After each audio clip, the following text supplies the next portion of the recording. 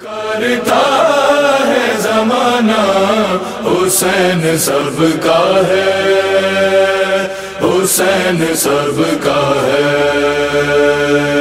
کرتا ہے زمانہ حسین سب کا ہے۔ بسم اللہ الرحمن الرحیم، الحمدللہ رب العالمین، الصلاة والسلام علی رسول اللہ وآلہ آل اللہ ولعنة دائما على أعدائهم أعداء الله من عداوتهم إلى يوم لقاء الله. قال تبارك وتعالى في القرآن المجيد وقوله الحق. بسم الله الرحمن الرحيم، يا أيها الذين آمنوا اتقوا الله سيجنبكم الرحمن وده. صلوات پڑھنے محمد والے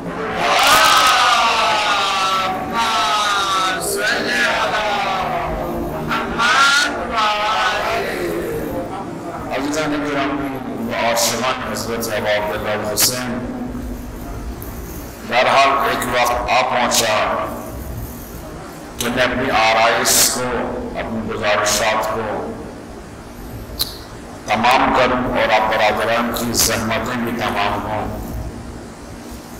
چند دن آپ پاک المقدس مومنین کی خدمت میں حاضر رہا، گزارشات آرائش آپ کی خدمت میں عرض کرتا رہا۔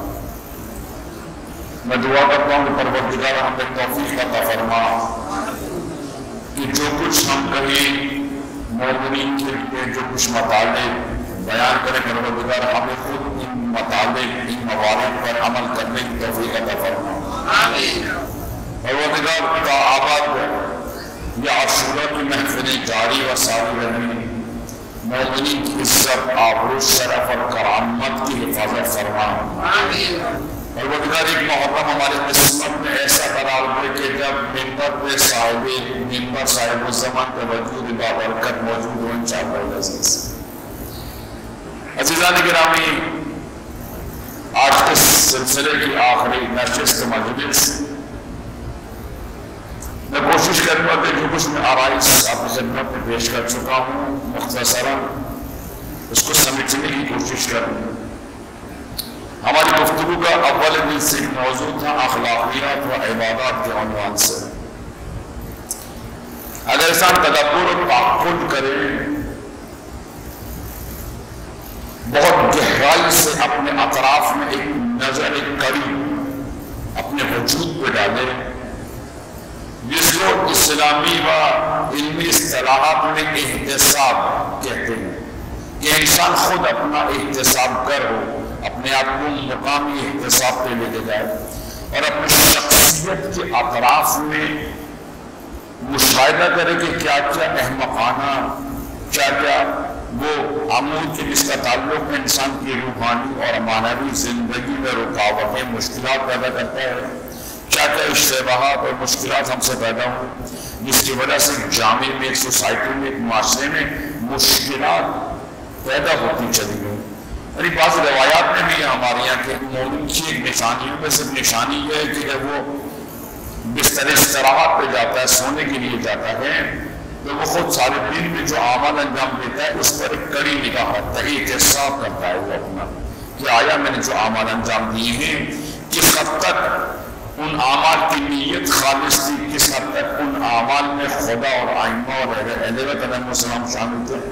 یعنی خود اپنا احتساب کرنا یہ ایک سعادت مندی ہے کہ انسان اپنا احتساب کرے اور دیکھے کہ اس سے کیا کیا خطائیں، حماقتیں، بے وقوفیاں سرزد ہوئی ہیں، پھر انسان کوشش کرے کہ خدا سے راز و نیاز کرے، استغفار کرے اور آئندہ آنے والے دنوں میں ان نجاستوں سے، ان کثافتوں سے،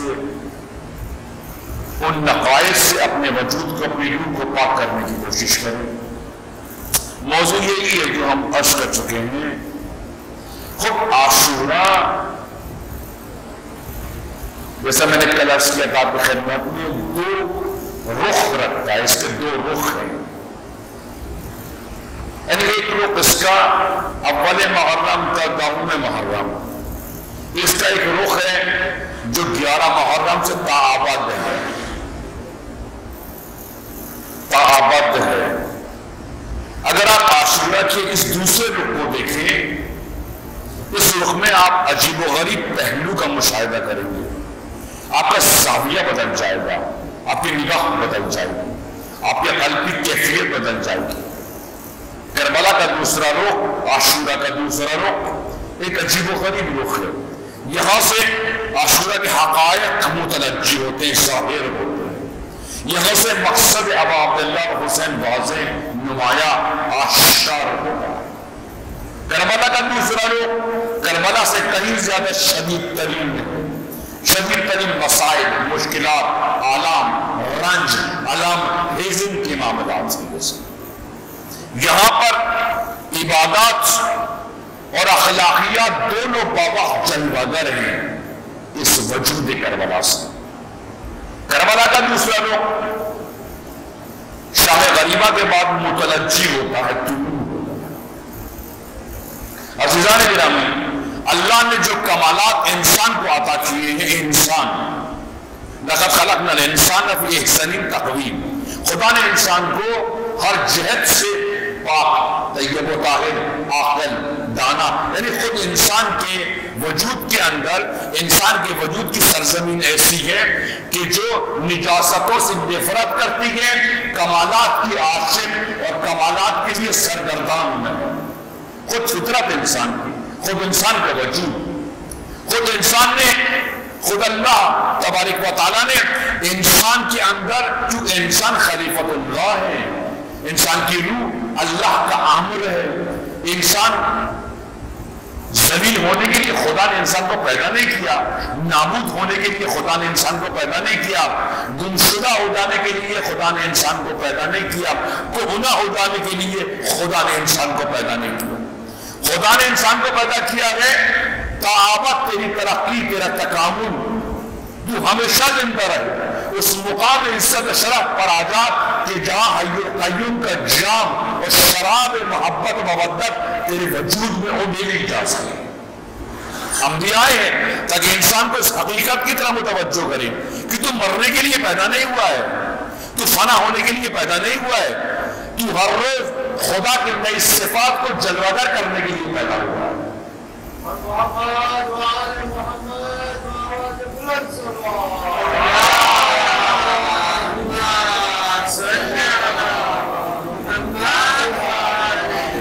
تو نباتات و جمادات نہیں ہے، تو زمین و آسمان نہیں ہے، تو شجر و قمر نہیں ہے، تو شمس نہیں ہے، تو ان کائنات میں جتنی بھی تمام چیزیں ہیں، جتنا بھی حسین و جمیل و وسیع اور عظیم کائنات موجود ہے، ہم نے اس تمام کائنات کو تیرے سامنے رکوع و سجود میں جھکا دیا۔ تو محتاج کائنات نہیں ہے، تو فقر کائنات ہے۔ یہ تمام کائنات انبیاء یہ سمجھانے کے لیے اس وسیع کائنات کے سپرد اپنے آپ کو مت کرو، خدا نے اس کائنات پہ تمہیں سلطان، سلطنت اور ریاست عطا کیا۔ یہ تمام کائنات تمہارے سامنے رکوع و سجود کی حالت میں ہو، تم کائنات سے افضل ہو، اس کائنات میں جو کچھ بھی ہے تم سب سے افضل ہو۔ کائنات کو تیری خاطر پیدا کیا اور تجھے اپنی خاطر پیدا کیا ہے۔ خدا نے انسان کو دنیا کی خاطر پیدا نہیں کیا، خدا نے انسان کو اپنی خاطر پیدا کیا ہے۔ خلیفۃ اللہ ہے، انسان میں وہ صلاحیت ہے جو کسی موجود کے اندر نہیں۔ سمندر میں جو خزانے موجود ہیں، جو موتی سیپیاں ہیں، جو عظمتیں ہیں، اس کا فائدہ سمندر کو نہیں ہے۔ پھولوں میں جو خوشبو ہے، جو رنگ ہے، جو حسن ہے، جو جمال ہے، اس کا فائدہ پھولوں کا نہیں ہے۔ معدنیات کے سینوں میں جو خزانے دفن ہے، اس کا فائدہ معدنیات کو نہیں ہے۔ آسمان و زمین میں جو عظمتیں، بزرگواریاں، خزانے موجود ہیں، اس کا فائدہ خود اس کو نہیں ہے۔ شجر پہ جو ثمر آتا ہے، شجر کو ثمر کا فائدہ نہیں ہے، شجر پہ بھی جو ثمر آتا ہے وہ تیری خاطر آتا ہے۔ سمندر میں جو خزانے اس سمندر کے لیے نہیں ہے، تیرے لیے۔ آسمان و زمین میں جو عظمتیں ہیں، ان عظمتوں کا فائدہ عرض و سماوات کو نہیں ہے، وہ عظمتیں تیرے وجود کو آگے بڑھانے کے لیے۔ اپنے آپ کو سپرد کائنات مت کر، اس مقام پر پہنچ کہ کائنات اپنے آپ کو تیرے سپرد کر دے۔ خدا نے اس وجہ سے انسان کو بنایا ہے. کائنات میں فقط ایک واحد موجود انسان ہے جس کو خدا نے صلاحیت دی ہے. قسم کھائی ہے خدا نے، علمہم البیان، یہ انسان کو خدا نے صلاحیت دی ہے گفتگو کی، حکمت، سخن. یہ فقط انسان ہے جو گفتگو کر سکتا ہے. یہ فقط انسان ہے جو مطلب سورج، چاند، ستارے، آسمان اور زمین یہ جیسے بنے ہیں ویسے ہی بنے رہیں گے. خدا نے انسان کو ایسا نہیں بنایا کہ جیسا تجھے پیدا کیا تھا تو ویسا میری طرف آ. فرمایا نہیں، ایسا نہیں ہے، ایسا نہیں ہے. کائنات مطلب 1000 سال پہلے چوٹیاں جو کچھ کر رہی تھی 1000 سال کے بعد بھی وہی کرتی رہی. 1000 سال سے چوڑیاں چہچہا رہی ہیں، 1000 سال کے بعد چہچہاتی رہی ہیں. نباتات میں، جمادات میں، حیوانات میں کوئی تغیر، تبدیلی نہیں ہے. یہ تباہی امور رہی تھی. انسان کو خدا نے ایسا پیدا نہیں کیا. 1000 سال کا انسان اور آج کے انسان میں زمین آسمان کا فرق ہے. انسان ہر روز ترقی و تکامل کر رہا ہے. حدیث میں کہ خدا نے انسان کو 2 چیزیں عطا کی ہیں. اچھی فرمایا خدا نے انسان کو عقل دی ہے، ملائک کو بھی عقل دی ہے. خدا نے ملائک کو عقل دی، حیوانات کو شہوت دی. انسان کو یہ دونوں نعمتیں دی. انسان کو عقل بھی دی، شہوت بھی دی. بس اگر کوئی انسان چراغ عقل کو بجھا دے اور شہوات میں گم ہو جائے وہ شخص حیوانات سے بدتر ہے. وہ شخص کہ جو چراغ عقل کو بجھا دے اور حیوانات کی سطح پر چلا جائے، کلا اولئک انعام، وہ حیوانوں سے بھی بدتر ہے. حیوانوں میں شہوت ہے، ملائک میں عقل ہے. اور اگر کوئی انسان شہوات کے اس زمزمے کو دبا دے اور عقل و معرفت کی سرزمین کو پار کرے تو وہ ملائک سے بھی افضل ہے. خدا نے اس طرح انسان کو خلق کیا ہے. خلقنا الانسان فی احسن تقویم. تمہیں مرنے کے لیے پیدا نہیں کیا. موت کا مطلب فنا ہو جانا نہیں ہے. موت کا مطلب گمشدگی نہیں ہے. موت کا مطلب تمہارا عطا پتہ نہیں ہے. نہیں، موت کا مطلب ایک پس عالم سے اعلی عالم میں منتقل ہو جانے کا نام موت ہے. موت گمشدگی کا نام نہیں ہے. موت پس عالم سے عالم اعلی میں منتقل ہو جانے کا نام ہے. عاشورہ وہ مقام عالی و متعالی ہے اور وہ مقام شرف و کمال ہے کہ تمام انسانیت اور تمام بشر صلوات پڑھیں محمد علیہ محمد.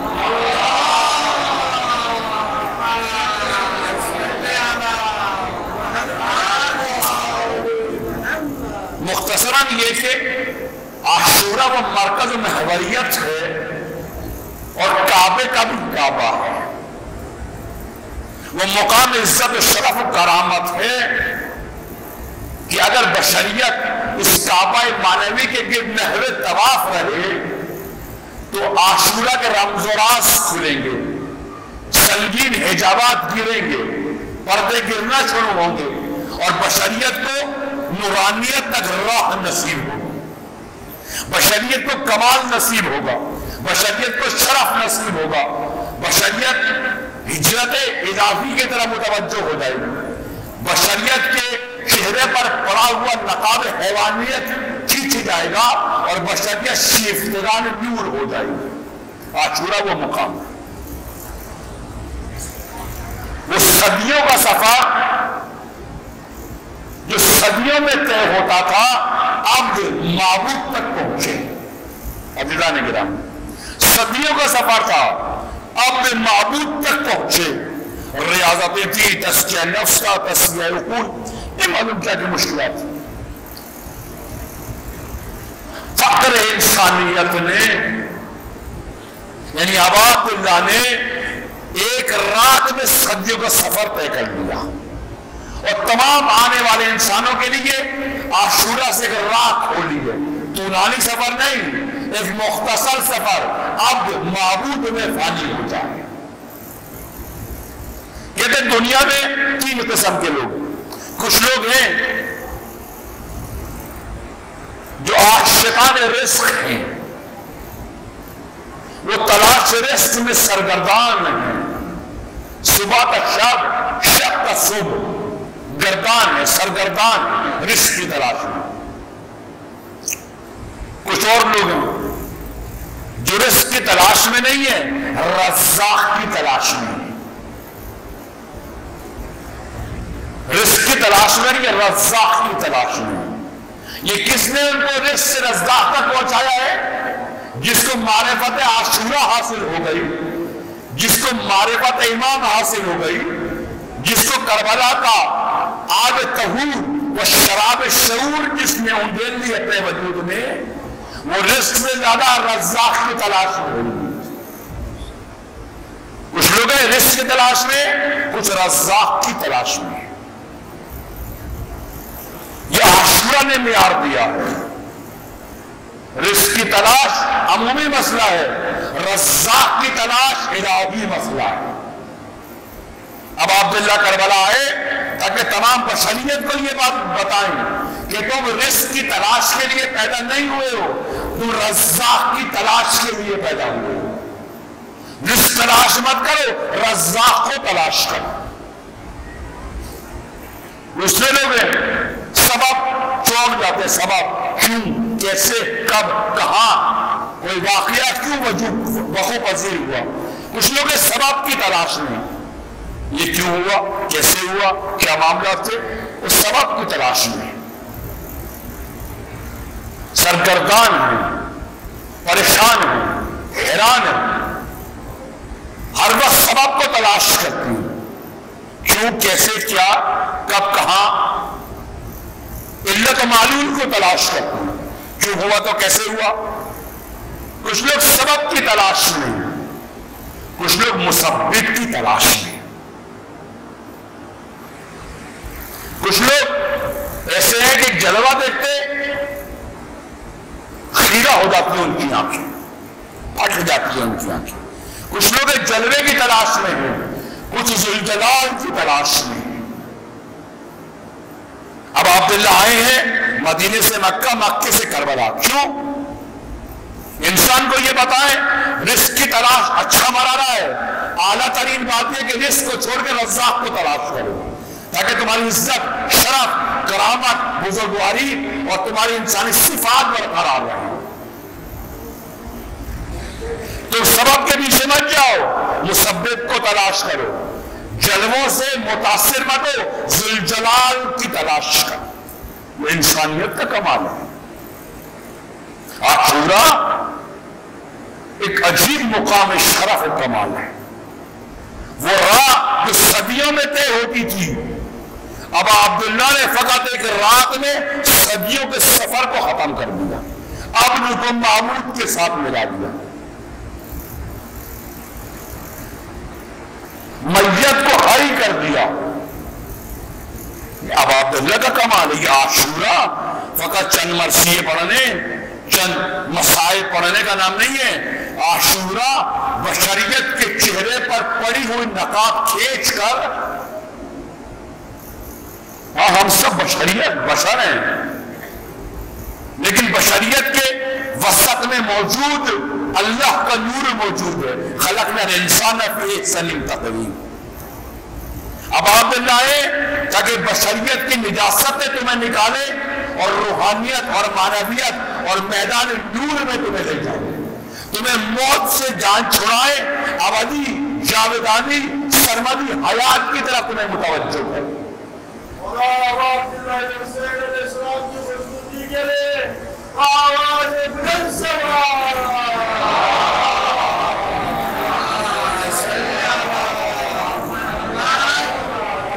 اب عبداللہ الحسین تمام بشریت کے لیے نجات دہندہ، ان الحسین مصباح الہدی و سفینۃ النجات۔ یعنی کیا مطلب؟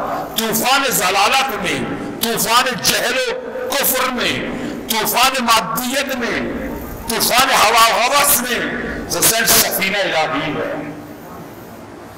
اور ظلمات میں، تاریکیوں میں، تیرگی میں حسین چراغ حضرت حق ہے۔ غور کرے انسان، امام حسین نے کیا کیا؟ انسانیت کے چہرے پر پڑا ہوا گمشدگی کا نقاب کھینچ لیا۔ انسان بہرا ہو چکا تھا، ہدف گم کر چکا تھا، منزل و مقصود کو بھول چکا تھا۔ بنی امیہ نے یعنی فرزندان شیطان نے انسانیت کی راہ میں کانٹے بچھا دیے تھے۔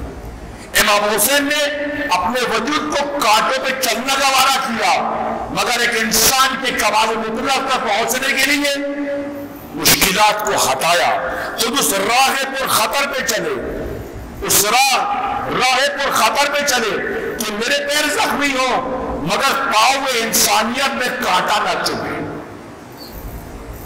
امام نے اس راہ پر خطر کو طے کیا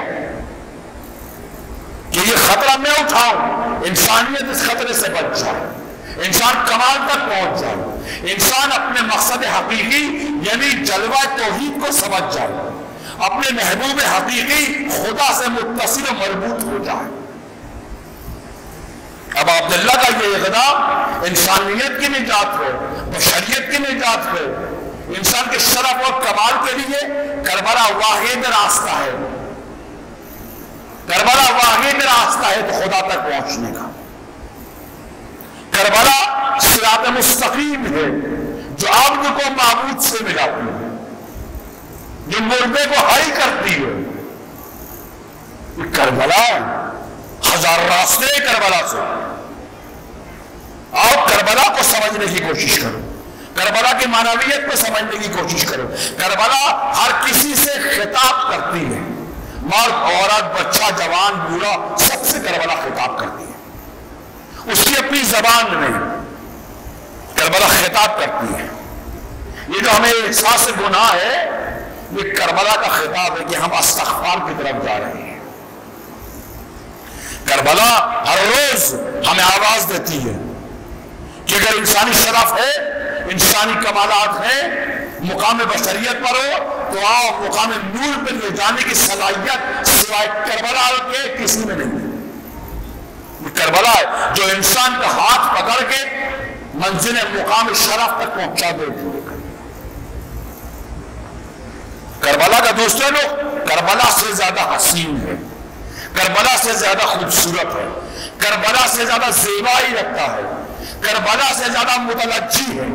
کربلا کا دوسرا رخ، یہ کون سا رخ ہے؟ ہجرت کا رخ ہے۔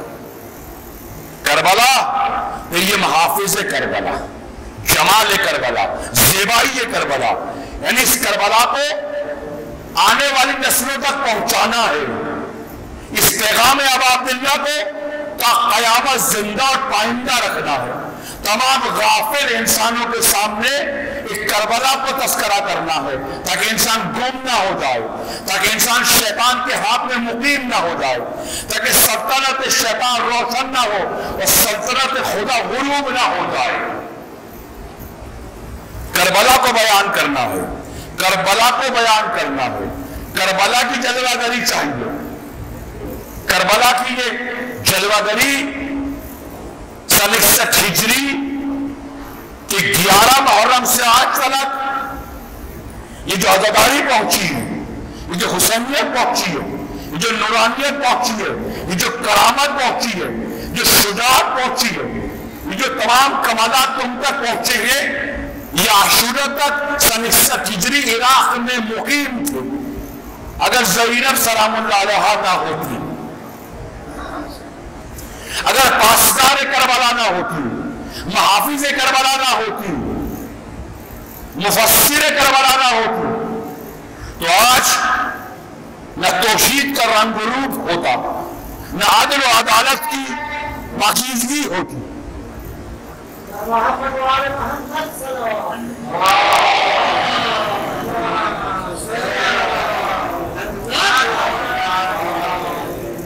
اگر یہ پاک اور مقدس خاتون 11 محرم کو استقامت کے ساتھ کھڑی نہ ہوتی تو آج یہ کربلا کا حسن و جمال نہ ہوتا، آج صدائے توحید نہ ہوتی، آج عدالت کی جلوہ گری نہ ہوتی، نبوت فانی ہو چکی ہوتی، موت و قیامت افسانہ بن چکی ہوتی، دین شہوات کی جگہ ہوتی، دین بنی امیہ کے بادشاہوں فاسقوں فاجروں کے گھر کی لونڈی بن چکی ہوتی اگر زینب سلام اللہ علیہا نہ ہوتی تو۔ اگر زینب نہ ہوتی تو کیا ہوتا؟ سب کچھ ختم ہو چکا ہے۔ حضرت زینب فقط ایک خاتون نہیں ہے، حضرت زینب عجیب صفات ہیں اس مادر عزت و شرف و کرامت کی۔ حضرت زینب پاسدار کربلا ہے، بسیجیان کربلا ہے، محافظ کربلا ہے، مفسر کربلا ہے۔ حضرت زینب سلام اللہ علیہا اگر نہ ہوتی تو کربلا کی یہ جلوہ گری نہ ہوتی، شرف کٹ چکا ہوتا، بزرگواری رسوا ہو چکی ہوتی، توحید و نبوت و عدل و عدالت کرامت انسان بنی امیہ کے بادشاہوں کے ہاتھوں کچلی جا چکی ہوتی اگر زینب نہ ہوتی تو۔ اگر زینب نہ ہوتی کیا ہوتا؟ آدم کی تعلیمات ختم ہو جاتی، نوح اور عیسیٰ کی تعلیمات ختم ہو جاتی، توریت اور انجیل تاخیر نسیان میں پہنچ جاتی، قرآن شہوتوں کا ذریعہ ہوتا، قرآن بادشاہوں کی مصلحت پسندی کا ذریعہ ہوتا، قرآن نجات انسان کے لیے نہ ہوتا بلکہ نجات طاغوت کے لیے ہوتا۔ زینب محافظ توحید ہے، مفسر توحید ہے، ترجمان توحید ہے، زینب جلوہ عدالت ہے، زینب صدائے نبوت و ولایت ہے، زینب مقام شفاعت اور مقام شرافت و کرامت انسانیت ہے۔ محمد و آل محمد صلی اللہ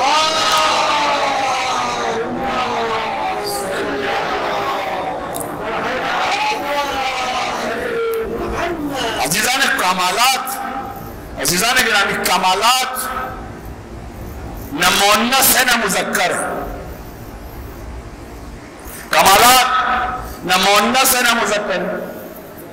کمالات کو جو بھی حاصل کرے چاہے مؤنث ہو چاہے مذکر، خدا کے نزدیک وہ عظیم ہے۔ آج ہمارے معاشرے میں آج کیا صورتحال ہے؟ ہمارے معاشرے میں ہماری بیٹی خود ہمارے ظلم کا شکار ہے، خود ایک عورت بنام عورت معاشرے کے لیے ننگوار ہے۔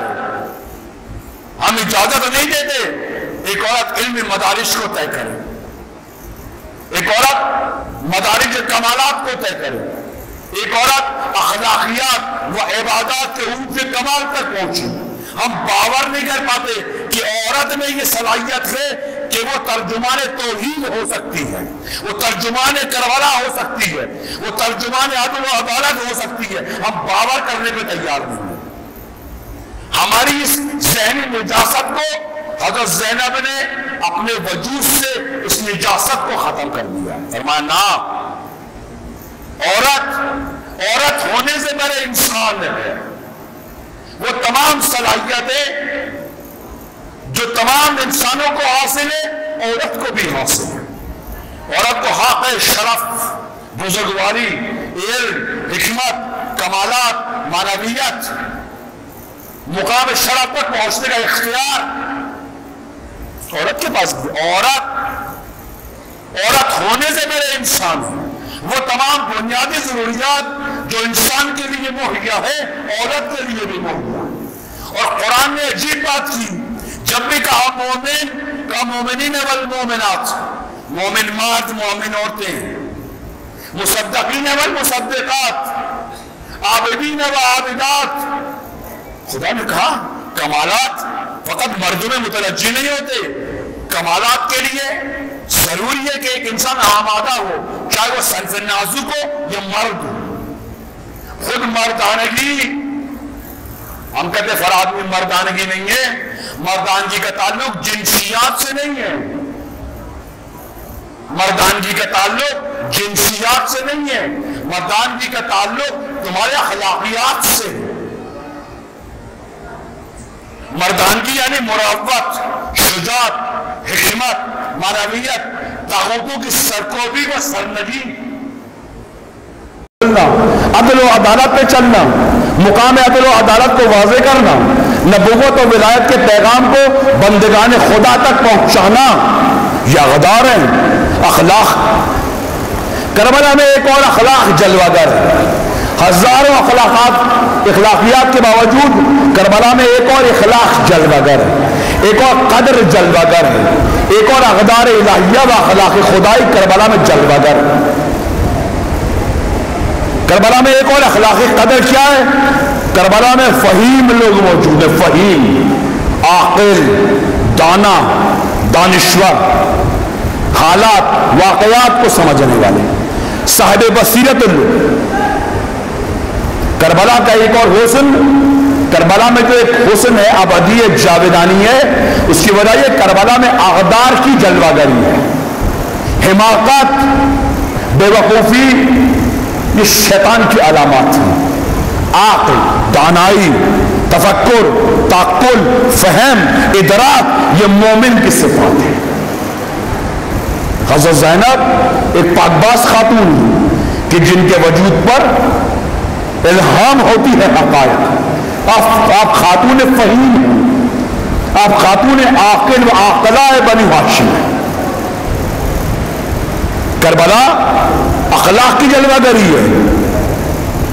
حضرت زینب کی یہ صفت کہ یہ عاقلہ بنی ہاشم ہے، بنی ہاشم میں تمام عورتوں میں سب سے زیادہ عاقل، دانا، بافہم، قوت ادراک اور فہم و فراست حضرت زینب میں موجود ہے۔ یہ کمالات ہیں، یہ اخلاقیات ہیں۔ اگر فرش پہ بیٹھنے کے بعد کوئی انسان دانا نہیں ہوتا، عاقل نہیں ہوتا، فہم و فراست سے آراستہ پیراستہ نہیں ہوتا، پھر یہ فرش اس کو فائدہ نہیں دیتا ہے۔ فرش کیوں بچھایا گیا ہے کہ اگر حماقت کی نجاست تمہارے وجود پہ ہے، فرش پہ آ کے بیٹھو تاکہ دانا ہو جاؤ، عاقل ہو جاؤ، بافہم ہو جاؤ، فہیم انسان بن جاؤ۔ جب تک یہ فہم و فراست انسان کے وجود میں متلجی نہیں ہوگا اور انسان اس پاک اور الہی اخلاق سے آراستہ پیراستہ نہیں ہوگا، ہمیشہ طاغوت پسند لوگ، طاغوت گر لوگ ہمیشہ لوگوں کو احمق بناتے رہیں گے۔ کیوں تمام امت مسلمہ احمق تھی اور یہ چند لوگ بافہم تھے؟ کیوں؟ وہ اخلاق سے آری تھی، یہ آراستہ باخلاقیات تھے۔ کیوں شیطان کی مکاری، کیوں یزید کی مکاری، کیوں پدر یزید کی مکاری اور عیاری نے ان پاک اور مقدس لوگوں کو متاثر نہیں کیا؟ کیوں؟ امت عاقل تھی، عاشقان ابا عبداللہ فہیم تھے، قوت ادراک رکھتے تھے، شیطان کی مکاری سے، عیاری سے آگاہ تھے۔ شیطان چہروں کے پیچھے وہ تقوی کی لباس تھا، مقدس نما احمق، فریبکار، سازشکار، مکار لوگوں نے تقوی کا لبادہ پہنا ہوا تھا۔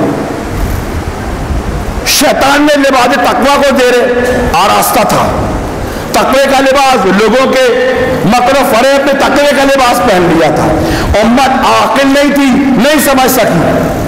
حضرت زینب نے سمجھ لیا کہ شیطان تقوی کا لبادہ پہن چکا ہے، مکر و فریب نے لباس تقدس کو آراستہ پیراستہ ہو چکا ہے۔ حضرت زینب نے تاریخ کے تمام فاسقوں، فاجروں اور تمام شیوقان سقیفہ کے چہرے سے مقدس نقاب کو کھینچ لیا۔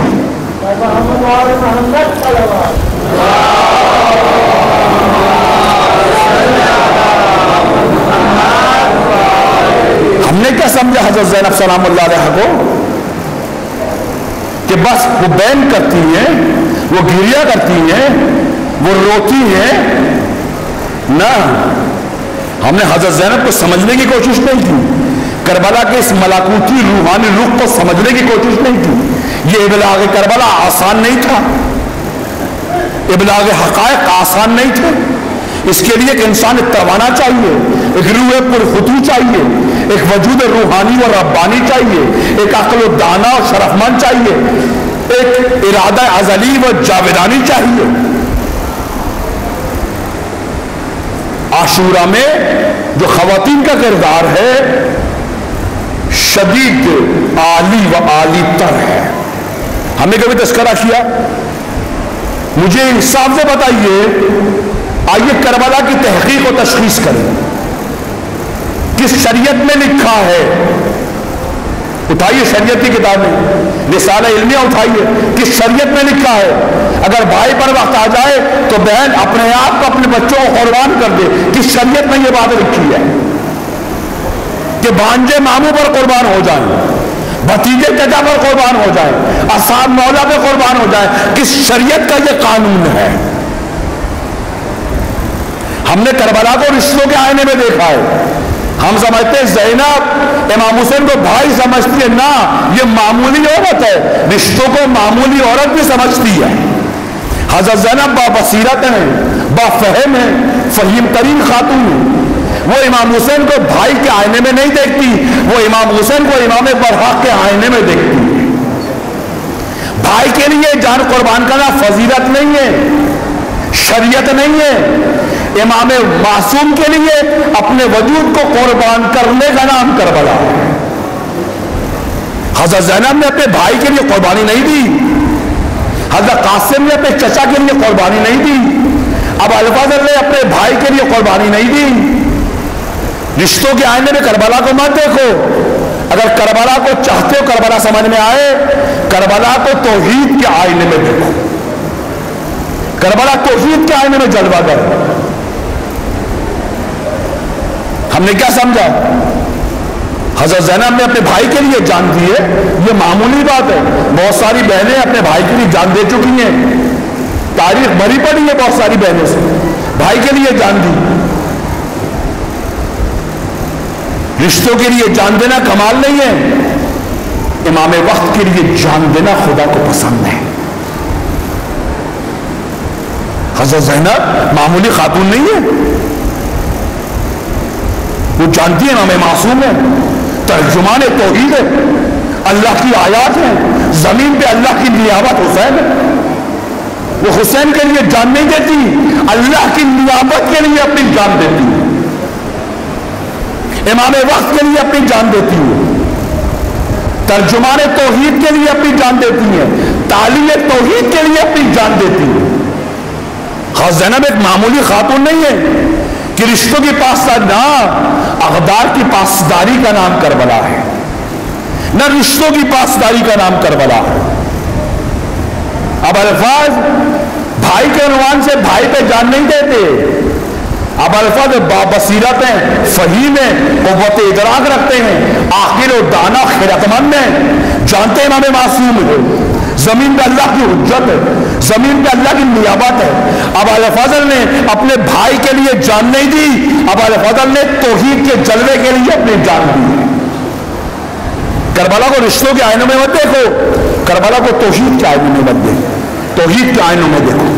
حضرت زینب بابصیرت ہیں، فکری الہی آسمانی بصیرت رکھتی ہیں، شناخت امام رکھتی ہیں، شناخت توحید رکھتی ہیں، نبوت و ولایت کو سمجھتی ہیں، ایک خاتون فہیم، ایک خاتون قوت ادراک رکھنے والی خاتون۔ عاشورہ کے بعد حضرت زینب کی فہم و فراست نے عاشورہ کو یہاں تک پہنچایا۔ یہ تمہارے پاس جو امانت الہیہ عاشورہ آئی ہے، یہ حضرت زینب کی فراست کا نتیجہ ہے، ان کی اقدار الہیہ کا نتیجہ ہے، ان کی خدا سے محبت مودت کا نتیجہ ہے۔ وہ امام شناس ہیں، توحید شناس ہیں، قرآن شناس ہیں۔ اپنے بھائی کے لیے جان نہیں دی، خدا کے جمال کے لیے جان دی ہے، اسماء الہیہ کے لیے جان دی ہے، ترجمان توحید کے لیے جان دی، خدا کی خاطر جان دی ہے۔ یہ کربلا ہے۔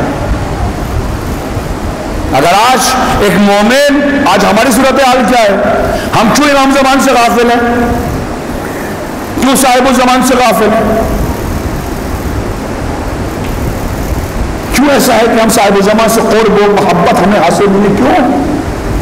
ہمارے پاس قوت فہم و ادراک نہیں ہے. ہم عبادت گزار تو ہیں، صاحبان اخلاق و کمالات نہیں ہیں. اگر اخلاقیات ہمارے بیدار ہو جاتے، فہم و ادراک بیدار ہوتا، عقل و دانائی بیدار ہوتی، حماقت اور بے وقوفی ہمارے وجود سے ختم ہو چکی ہوتی، تو ہم صاحب زمان سے لمس کر رہے ہوتے، حس کر رہے ہوتے. کسی انسان کی شرف کا معیار اس کے رکوع اور سجود و قنوت و قیام نہیں ہے. کسی انسان کے شرف کا معیار اس کا فہم و ادراک ہے، اس کا قوت انتخاب ہے، اس کا وجود ہے کتنا وہ حق شناس ہے، کتنا امام شناس ہے، کتنا زمان شناس ہے، کتنا رحمان شناس ہے اور کتنا شیطان شناس ہے.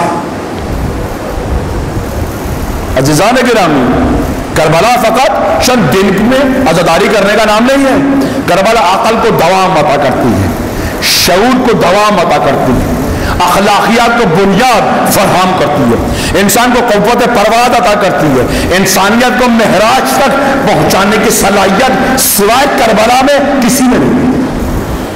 کربلا کیا کرتی ہے؟ اجتماعی لحاظ سے پوری قوم کو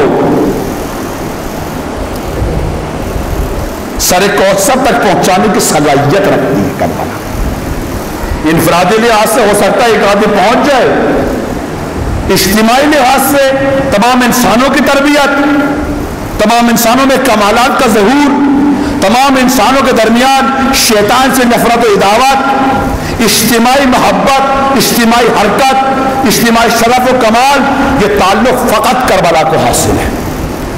یہ قوت فقط کربلا کو حاصل ہے.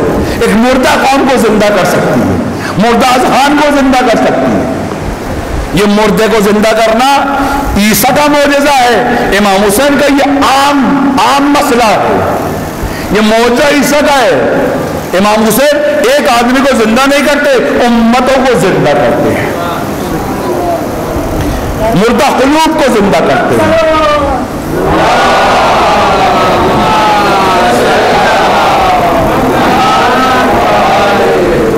ایک آدمی کو زندہ کرنا انبیاء کا کام ہے، امتوں کو زندہ کرنا ولی خدا کا کام ہے، امامت کا کام ہے.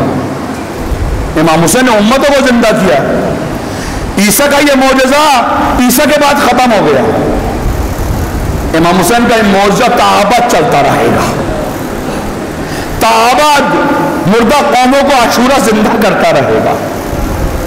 تابعت ایک قوم کو طاغوت اور شیطان کے مد مقابل کھڑا کرنے کے لیے جو ابزار و اوزار چاہیے، جو قوت، قدرت، توانائی چاہیے، جو فہم و ادراک و آگاہی چاہیے، کربلا وہ تمام امتوں کو فراہم کرتا رہے گا. تابعت بادشاہت خطرے میں ہے، کربلا موجود ہے. تابعت سلطان و سلطانیت خطرے میں ہے. کیوں؟ زینب کا فہم و ادراک موجود ہے. اب شیطان ناکام ہو چکا ہے. یئس الذین کفروا، کفار مایوس ہو چکے ہیں. نشان توحید مٹایا نہیں جا سکتا، آواز عدل و عدالت خاموش نہیں کی جا سکتی، نور امامت اور ولایت بجھایا نہیں جا سکتا. کیوں؟ کربلا موجود ہے، زینب موجود ہے. آسان بات نہیں ہے. آپ سمجھتے یہ عاشورہ ایسے ہی پہنچ گیا آپ کے پاس؟ ایسے پہنچ گیا نا. ہزار منزلیں طے کی ہیں، ہزار مقامات طے کی ہیں، ہزاروں مصائب و مشکلات کو طے کیا ہے، ہزار دشمنی عداوتیں دیکھی اس عاشورہ میں. ہزاروں سلطان تخت و تاج اپنی پوری قوت قدرت کے ساتھ عاشورہ کے سامنے کھڑے ہوئے. عاشورہ کے سیلاب نے سلطانوں کو، ان کی سلطنتوں کو خاک میں ملا دیا. یہ عاشورہ ہے، یہ عاشورہ ہے. یہ قوت ہے عاشورہ کے اندر. عاشورہ جاہل کو عالم کرتی ہے، بیمار کو تندرست کرتی ہے، بے وقوف کو عاقل کرتی ہے، انفرادیت کو اجتماعیت میں بدلتی ہے، انسان کو ابدی، جاودانی، سرمدی، سمدی کرتی ہے. کربلا موت کا خوف انسان کے وجود سے نکال دیتی ہے. موت صاحبان کربلا کے سامنے تڑپتی ہے، رسوا ہوتی ہے۔ موت کا خوف انسان کے وجود سے کون نکالتا ہے؟ کربلا نکالتی ہے۔ یہ کمالات، یہ عظمتیں، یہ قوت، یہ قدرت، یہ توانائی، یہ شرف، یہ کمال حضرت زینب کی وجہ سے موجود ہے۔ حضرت زینب عجیب شخصیت کی مالک ہے، پاسدار کربلا بھی ہے، مطیع امام بھی ہے۔ اچھا، عجب، فقط پاسدار کربلا نہیں ہے، پیامبر کربلا نہیں ہے، محافظ کربلا نہیں ہے، مطیع امام بھی، اپنے زمانے کے امام کے مطیع فرما بردار بھی، رشتے میں پھوپھی ہیں، امام شناس ہیں، سجاد 24 برس کی، حضرت زینب پھوپھی ہیں، مگر امام سجاد سے کہتی ہیں آپ میرے امام ہو، آپ میرے مولا ہو۔ سجاد آپ امام وقت ہو، آپ حکم کرو، یا خیموں میں جل کے مر جائے یا خیموں سے نکل جائے۔ یہ زینب جو تصویر علوی ہے، جس کا چہرہ محمدی و فاطمی ہے، جس کے وجود میں اللہ کی توحید جلوگر ہے، یہ اسماء الہیہ ہے، رحمت حقیقی ہے، کمال مطلق ہے، جمال مطلق ہے، زبان لسان الہی ہے، فرزند سار اللہ ہے، دختر سار اللہ ہے، خواہر سار اللہ ہے زینب۔ یہ کمالات کے باوجود بھی جب اپنے آپ کو امام کے روبرو کرتی ہیں، کہتی ہے سید سجاد میں تمہیں بھتیجے کے شیشے میں نہیں دیکھتی، میں تمہیں امام وقت کے عنوان سے دیکھتی ہوں۔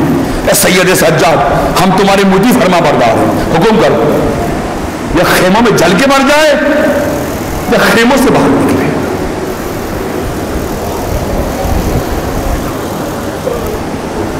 کربلا یوں نہیں پہنچی ہے، کربلا یوں نہیں پہنچی ہے، پاسدار امامت، پاسدار ولایت، مطیع ولایت، فہم، ادراک، شرف، شعور۔ عجیب عجیب روایات ہیں، اس 11 محرم کے بعد جو روایات ہیں عجیب ہے، عجیب روایات۔ اگر انسان کا قلب الہی ہو، احساسات خدائی ہو، عقل و دانہ رکھتا ہو، ایک تعلق غیب سے رکھتا ہو، غیب سے جذابیت و کشش رکھتا ہو، خدا جانتا ہے عاشورہ تک کے مصائب آسان تحمل کر سکتا ہے انسان۔ عاشورہ کے بعد جو مصائب ہیں وہ تحمل کے قابل نہیں ہیں۔ امام عاشورہ کے مصائب کو یاد نہیں کرتے تھے، امام 40 سال روئے ہیں میرے ساتھ کیا ہوا، 11 محرم کو کیا ہوا۔ عجیب روایات ہے۔ امام سجاد نے پوچھا پھوپھی اماں جب میرے بابا ودا کے لیے آ رہے تھے مجھ پر ایک غشی تھی، بابا سے آپ کی کیا بات ہوئی؟ حضرت زینب نے جب یہ سنا زمین پہ بیٹھ گئے، خاک اٹھائی، سر پہ ڈالی، کہا وا محمد وا علیہ۔ پھر حضرت زینب نے ایک عجیب روایت بیان کی، فرمایا جس دن سے ہم کربلا میں آئے تھے، 2 محرم سے ہم کربلا میں وارد ہوئے تھے، اے سجاد رات کی تاریکی میں میں ایک عورت کی آواز سنتی تھی، کبھی ہچکیوں کی آواز آتی تھی، کبھی نالوں فریاد کی آواز آتی تھی، کہا میں نہیں سمجھ سکی، میرے خیمے کے برابر میں سے ایک عورت کے بینڈ کی آواز آتی تھی، فریاد کی آواز آتی تھی۔ فرمایا کہ 9 محرم کو جب ابا عبداللہ مجھ سے ملاقات کے لیے آئے تو میں نے اپنے بھائی امام سے پوچھا، یا ابن رسول اللہ یہ کون ہے جو ہر رات کہتا ہے واہ محمد واہ علی؟ یہ کون ہے جو ہر رات کہتا ہے انا للہ و انا الیہ راجعون؟ امام نے اپنی بہن کا ہاتھ پکڑا، خیمے سے باہر لے کر آئے، مکاشفہ ہوا، مکاشفہ دیکھا خاک کے اوپر ایک سیاہ برقعے میں ملبوس ایک عورت بیٹھی ہوئی ہے۔ حضرت زینب نے پوچھا بھیا یہ کون عورت ہے؟ کہا زینب یہ میری ماں فاطمہ، جب سے ہم مدینے سے چلے تھے میری ماں میں اونٹوں کے پیچھے پیچھے تھی، کبھی کہتی تھی واہ محمد واہ علی، کبھی کہتی تھی واہ حسین واہ حسین۔ امام سجاد نے کہا مجھے وہ روایت بیان کریں جب مجھ پہ غشی تاری تھی۔ حضرت زینب نے فرمایا کہ جب تمہارے بابا میرے امام برحق آخری ودا کے لیے آئے، خیمے میں داخل ہوئے، آتے ہی کہا السلام علیکہ یا اہل البیت نبوہ۔ فرمایا سجاد جیسے ہی میرے بھائی نے یہ کہا عجیب ان کی آواز ہو رہی تھی، میرے جسم کپ کپانے لگا، مجھے لگا میرے وجود پہ زلزلہ طاری ہو جائے گا، مجھے غش آیا، میں گر پڑی۔ میرے بھائی میرے قریب آئے، میرے سر کو اٹھا کے اپنے زانوں پہ رکھا، فقط ایک جملہ کہا زینب ابتدائے کربلا ہے، تجھے انتہائی کربلا تک جانا ہے۔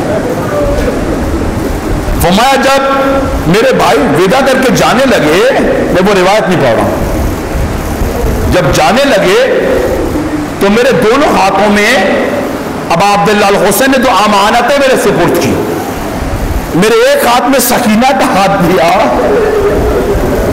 میرے ایک ہاتھ میں عبداللہ ابن حسن کا ہاتھ دیا۔ عبداللہ ابن حسن امام حسن کے فرزند میں 8 سال کے، جب یہ پیدا ہوئے امام حسن کی شہادت ہو چکی تھی، اب عبداللہ اپنے سینے پہ ان کو سلاتے تھے۔ عبداللہ ابن حسن کے مسائل نہیں سنے آئے، فرمایا کہ اب عبداللہ نے ان 2 بچوں کو میرے سپرد کیا، کہا زینب یہ حسین کی امانت ہے۔ یہ دونوں بچے ہمیشہ میرے سینے پہ سوتے رہے، کہ حسین یہ زینب ان کی ذمہ داری تم ہم پر ہے۔ ہم سجاد نے یہ سنا رونے لگے، فرمایا میرے بھائی عبداللہ ابن حسین کے بارے میں کچھ روایت کیجئے۔ فرمایا کہ جب آسمان پہ عجیب زلزلہ محسوس ہوا اور جبرائیل کی آواز آئی قتل الحسین بکربلا، فرمایا میں نے ایک ہاتھ سکینہ کا پکڑا، ایک ہاتھ عبداللہ ابن حسن کا پکڑا، مقتل کی طرف دوڑی، مقتل کی طرف دوڑی۔ ریت بہت تھا، کبھی سکینہ کو پکڑتی تھی تو گر جاتی تھی، کبھی عبداللہ ابن حسن کو پکڑتی تھی تو گر جاتی تھی، کبھی سکینہ گرتی تھی اس کو اٹھاتی تھی، کبھی عبداللہ ابن حسن گرتے تھے ان کو اٹھاتی تھی۔ فرمایا میں دیر سے پہنچی، اچانک میں نے دیکھا شمر آ رہا ہے، شمر نے اپنی کمر سے خنجر کھینچا، ارے شمر نے خنجر نہیں کھینچا، وہ لگا کہ جیسے میرے دل کو کاٹ دیا گیا۔ فرمایا میں دوڑی، شمر بھی دوڑا، مگر میں کیسے دوڑتی؟ ایک ہاتھ سکینہ کے ہاتھ میں تھا، ایک ہاتھ عبداللہ حسن کے ہاتھ میں تھا۔ کہاں میں کبھی گرتی تھی، کبھی سکینہ کو اٹھاتی تھی، کبھی عبداللہ بن حسن کو اٹھاتی تھی۔ میری نگاہیں، فرمایا میری نگاہیں مخمل کے اوپر تھی، اے سجاد میں مخمل میں دیکھ رہی تھی، یہاں سے میں جا رہی تھی، وہاں سے شمر آ رہا تھا۔ فرمایا شمر نے ایک خنجر لہرایا، جیسے شمر نے خنجر لہرایا اے سجاد میری آنکھوں کی بینائی، میری آنکھوں کی بینائی ختم ہو۔ عبداللہ ابن حسن دوڑے، مجھے کہا پھوپھی اماں، اے پھوپھی اماں میں نے اپنے بابا کو نہیں دیکھا، میرے بابا حسین ہے، میں کیسے برداشت کروں؟ ارے شمر خنجر لیے کھڑا ہے۔ برداشت کروں؟ شمر خنجر لیے کھڑا ہے. حضرت زینب نے فرمایا سجاد عبداللہ ابن حسن نے میرا ہاتھ چھڑایا. ارے میں کہتی رہی اینا اینا، میں کہتی رہی. عبداللہ ابن حسن بھاگے دوڑے. اب عبداللہ کا رخ انور خاک میں رکھا ہوا تھا. شمر ایک کل خنجر لے کر اللہ کی آیات کو قتل کرنے کے لیے آ رہا تھا. فرمایا عبداللہ ابن حسن امام کے پاس پہنچے اور اپنے دونوں ہاتھوں سے امام کو سایہ دیا اور شمر سے کہا اے بدبخت، اے زناکار، تجھے معلوم نہیں ہے کہ اس میں خنجر چلاتا ہے؟ ارے یہ وہ گردن ہے جس کو رسول اللہ موسیٰ کیا کرتے، یہ وہ ماتا ہے جس کو علی کیا کرتے. شمر قریب آیا. فرمایا اے بچے ہٹ جاؤ. عبداللہ ابن حسن قریب ہوئے. فرمایا خدا کی قسم جب تک میں موجود ہوں تو میرے امو پہ تلوار نہیں چلا سکتا. بچے نے دونوں ہاتھ اب عبداللہ کے سر کے اوپر کیے. شمر آیا، ایک ہاتھ قتل ہوا، ارے پھر ایک ہاتھ قتل ہوا. کبھی ابو فضل کے ہاتھ قتل ہوئے تھے، اب عبداللہ ابن حسن کے ہاتھ قتل ہوئے. ارے خون نکلا، اب عبداللہ کے چہرے پر آیا. اب عبداللہ نے کہا ارے اس خون سے مجھے حسن کی بو آتی ہے. عبداللہ ابن حسن نے گرایا. ارے شمر نے ظالم نے اس بچے کے ہاتھ کاٹے، ارے سر کو ذبح کیا. حضرت زینب فرماتی ہے میں دور سے یہ منظر دیکھ رہی تھی، دور سے یہ منظر دیکھ رہی تھی. شمر قریب آیا. ارے میں قریب پہنچی، عجیب میں نے منظر دیکھا. شمر نے خنجر کو لیا، ارے کند کیا.